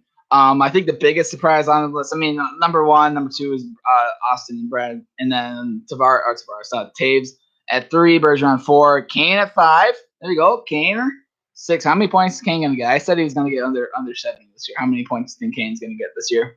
He's gonna probably get around 80. 80. You think 80? You think 80, Mr. MC? I was gonna say if I was handicapping this, I'd put the over under at 82.5. Okay, there you go. Yeah. There you go. You heard it here. Morgan Riley. Hey, you know who Morgan Riley plays for? Give you one guess. The Leafs. He has 2 goals, 4 assists, 6 points. There you go. Number 7, David Pasternak. And then Oshie. And then once you look at here, Vancouver has as a player in the top 10, Elias Pettersson. This guy's nasty. Yeah, we were talking about him for a little bit. I told you. What did I tell you? I told you. I was like, you were like, oh no. I told you, man. Pettersson's he's the GOAT. He is the absolute GOAT. He's so good. This guy's played like 3 games. I don't care. I don't care. He's so fun to watch. His hands are so smooth. Like if you even like touch him, you just slip off. He's just that smooth. He's so good at with the puck too. He's so awesome to watch. He's literally like a faster. He's like a Datsuk and both the Sedins combined. He's just that awesome to watch. He's so fast. His playmaking ability is so good. He's so great at his 2-way game. I know it's only been 2 games, but I watched him like over the preseason too. He's just so fun to watch. I can't get enough. They used to have the Star Cam thing in the NHL. Remember that? Star Cam? You could literally just watch one player the entire game. Yeah, NBC would do that. Dude, we need it. Yeah. Like, give me that on Pettersson. I'm gonna watch it all day. He's so fun to watch. But no, Pettersson, top 10. And then Thomas Chabot on the Ottawa Senators. Yeah, look at these Senators. Dylan DeMello's a +7. Your plus-minus leader. What is that with these Senators? Chabot's like, yes, Carlson's gone my team. I'm captain now. Like these goals he's scoring too. He scored 2 beauties against the Maple Leafs the other night. He just dangles past everybody. I don't know where this came from too. Like, I mean, maybe I should have expected it because he played really well in juniors and he's a very well touted draft pick of the Senators. I'm excited to see what he could do the rest of the season. I hope he keeps it up. That'd be awesome. I mean, I'm as much as a hater on Ottawa Senators as the next person because I'm a Maple Leafs fan. But Ottawa needs something. Yeah, they got something going. They are a team. Yeah. Oh, we're a team. What was that thing you were saying? I forgot. There's something that someone said earlier. I don't know. Never mind. I guess we'll skip the Henry Yorkie Harhu. Heyo. The York man. 5 assists, 3 primary assists on Sunday with the Hawks in that 7-6 loss. How about that guy, man? How is he playing? He's playing. He's playing well offensively. Still a work in progress in his own zone, as young defensemen in today's day and age are. I'm surprised. Well, all right. Maybe I shouldn't be surprised that he made the opening roster because of how bad the Hawks' defense pairings are. But this is so anti-Quenneville to be starting a young guy. Start? Yeah. If Murphy wasn't injured, he'd definitely be playing Murphy over him. No doubt in my mind. Hopefully he plays so well that when Murphy isn't injured, it's not even a thought. Scratch. Although of the league. they're paying Murphy like what, $4 million? Traded, gone. No, I know what. Mike Babcock was asked about Yorkie Harhu. Yeah, and it was the best thing I've heard. He was it's literally like, yeah, Yorkie Harhu. He's a funny name, funny guy. When you're Yorkie Harhu, you gotta go out there and you gotta get some points. Good guy, good player. Like, I just love. It was such a random question. It was literally after Mike Babcock was asked about Kadri almost punching him in the face. It just went right to, what do you think about Yorkie Harhu? But see here, I am surprised because a lot of people didn't expect him to make the lineup this quickly. I did. He was a first-round pick. I just and I saw a couple of things in that Ottawa game too, where he just didn't look physically ready. Yeah, but he's quick. He's a great offensive defenseman right now. He has good positioning. He said he's quick.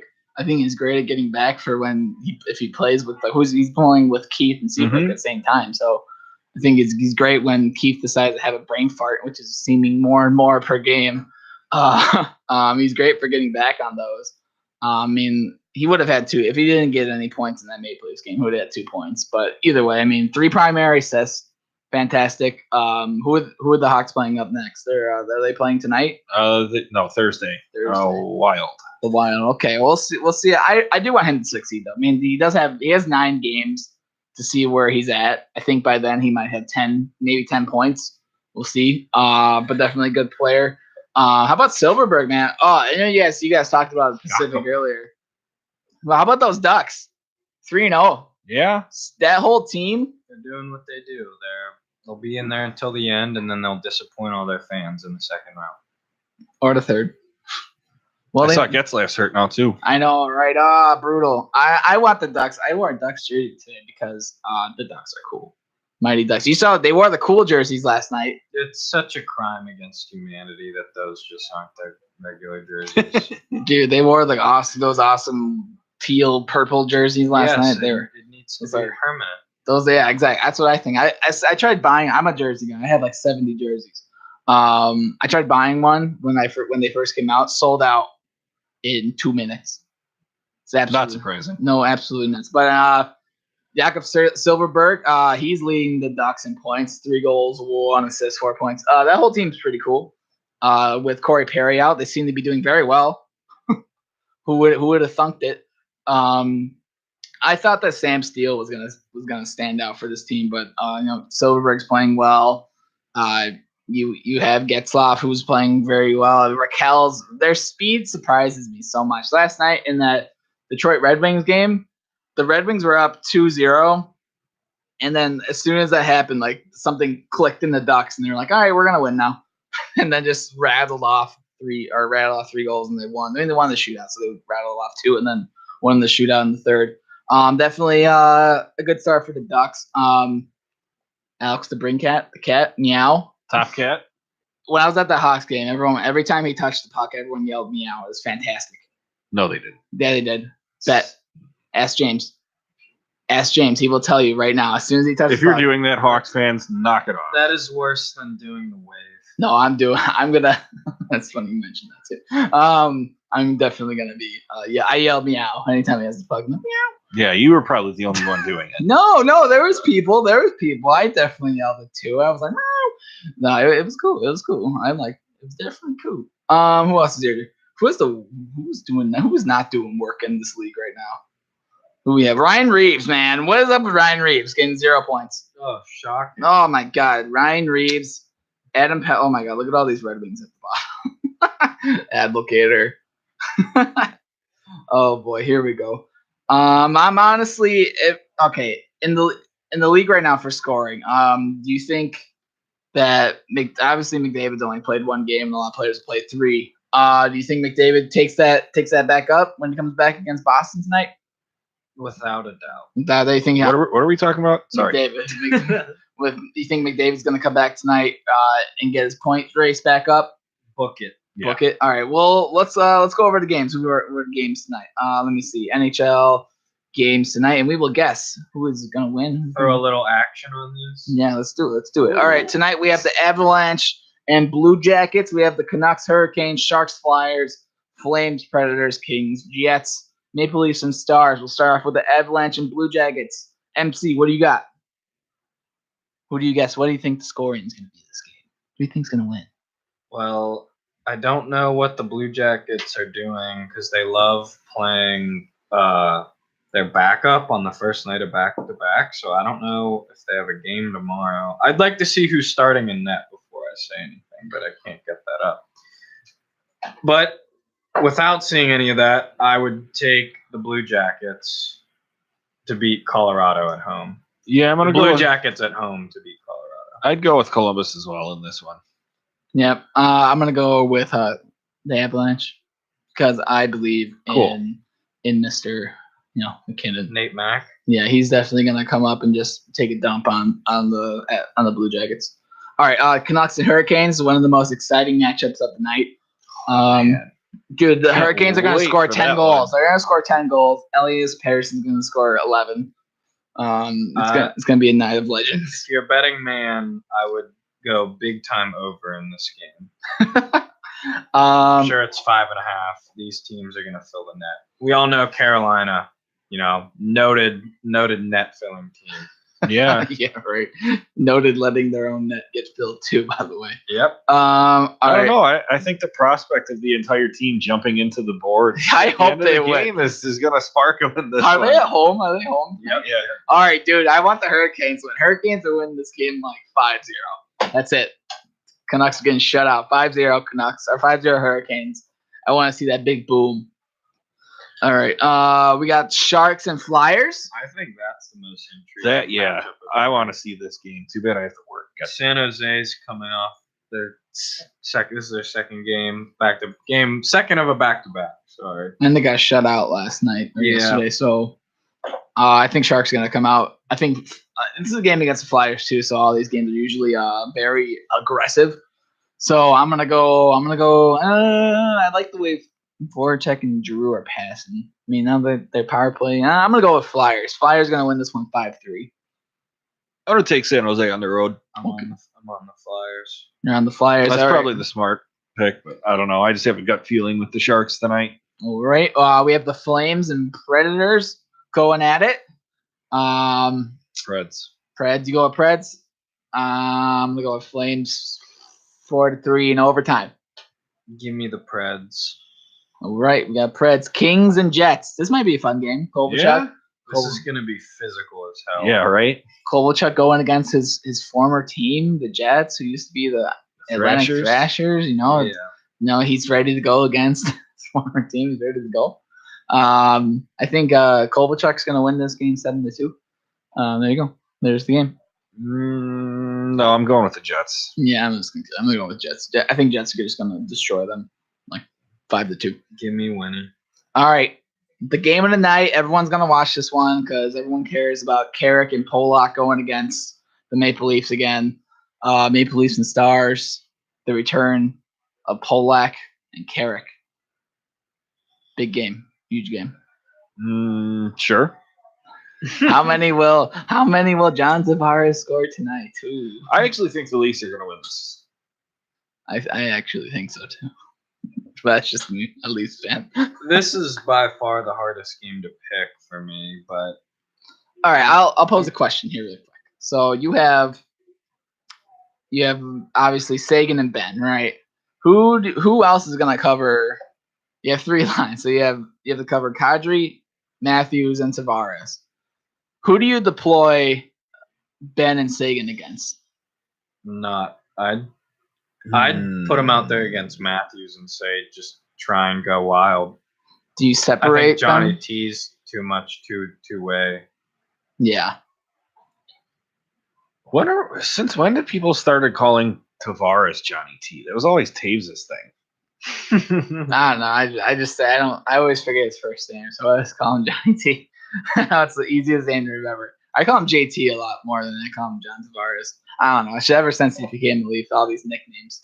But no, definitely exciting night. I think the Maple Leafs are going to win this game. I think I'm going to go with a good defensive game. Good defensive, 3-1. I think it's going to be a 3-1 Leafs win. There we go. There's Star Wars music I like. All right. Well, this game's been a little weird. The show, sorry, I have been entering in and out. Yeah, it's been a weird show today, so we apologize for that, guys. Thanks for coming in. Thanks for having me. No problem. Next week's show, we will switching up the studio. We'll have better mics. You'll hear us a lot better. So there'll be that. We'll also be in my basement. So there's some excitement for you. Yep. Some new scenery. Instead of looking outside of State Street, you'll be looking outside my yard. You'll get to see my dog here and there. That'll be fun. Cool. Yeah. We can watch NHL games at night. There's fun things. I have nice couches. We got that going for us. I got enough chairs. We'll have enough chairs. All right. Well, let's spin the backskate. If you like this, video, leave a like, subscribe. Follow us on Twitter at the Backskate. Follow me on Twitter. I'm famous on Twitter, by the way. At Nico from the TO. 1,000 followers. Thank you guys. Thank you. Hey, by the way, too, shout out to all of our fans. We had 3 people come up to us at the Blackhawks Leafs games and say they watched the show. Cool. So that was pretty awesome. Yeah. Thanks for watching. You follow Matt at Meliska52. Follow Abbott at. Where are you at? Where are you on Twitter? What are you doing with your life? I'm on Twitter. I like to keep some anonymity. Okay. I don't think I said that word right. Anonymity. Anonymity. Anonymity. Anemones. There you go. There we go. Emo reference. MC will keep some anonymity. There will be more of them. There will be more. Awesome. All right. Well, hope you guys like the show. We will see you on the flip side. This has been Backskate. I love you.